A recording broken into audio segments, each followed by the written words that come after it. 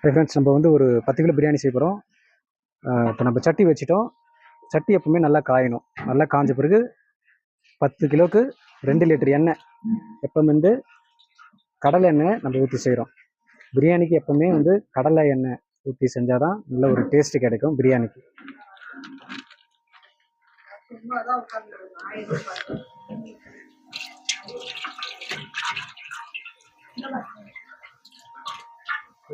பிரியாணி செய்ய போகிறோம்.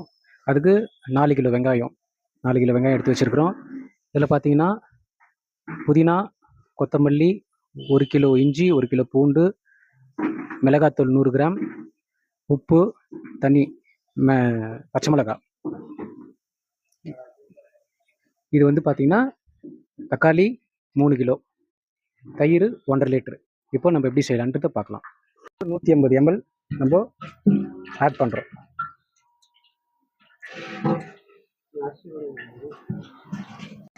விறகடுப்பில் நம்ம செய்யும்போது தான் ஒரிஜினல் அந்த பிரியாணியோட டேஸ்ட் கிடைக்கும்.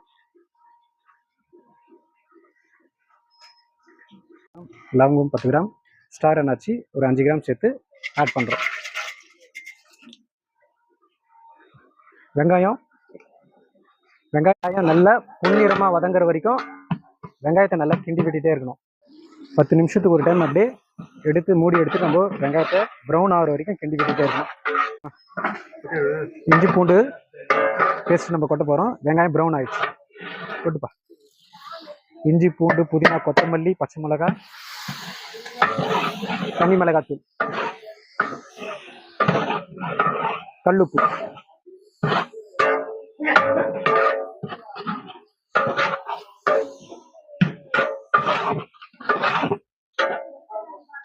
இது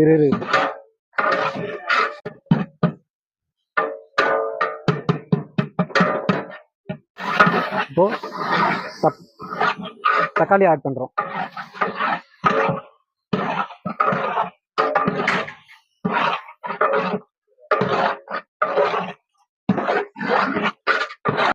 இப்போ தயிர் ஆட் பண்ண போறோம்.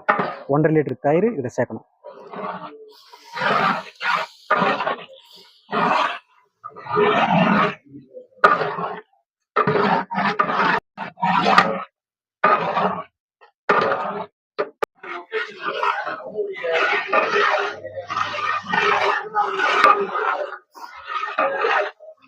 ஒரு 7 லிட்டர் ஆட் பண்ண போறோம்.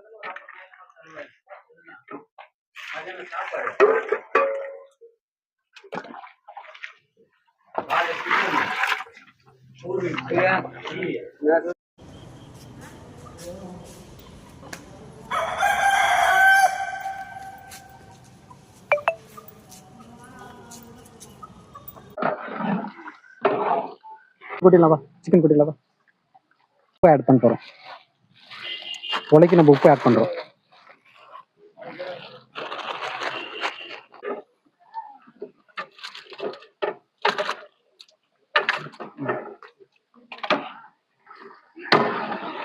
சிக்கன் கூட லெமன் ஒரு 5 லெமன் ஆட் பண்ணுறோம். கிட்டவா, இப்படிவா. லெமன் ஆட் பண்ண போகிறோம்.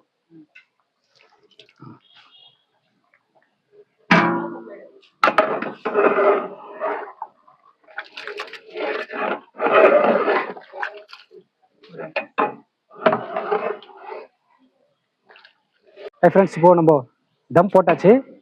அரிசி உள்ள வச்சுட்டோம். தண்ணி எல்லாம் போட்டு இப்போ தம் போட போகிறோம். கட் பண்ணிக்கோ.